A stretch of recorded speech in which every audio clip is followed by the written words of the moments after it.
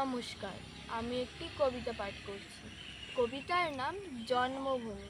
লেখক বিশ্বকবি রবীন্দ্রনাথ ঠাকুর। সার্থক জনম আমার, জন্মেছি এই দেশে। সার্থক জনম মাগো, তোমায় ভালোবেসে। জানি নে তোর ধনরতন আছে কি না রানীর মতন, শুধু জানি আমার অঙ্গ জুড়ায় তোমার ছাওয়া এসে। কোন বনেতে জানি নে ফুল, গন্ধে এমন করে আকুল। কোন গগনে ওঠে রে চাঁদ, এমন হাসি হেসে।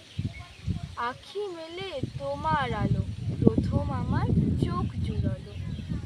এই আলোতে নয়ন রেখে বুঝবো নয়ন শেষে।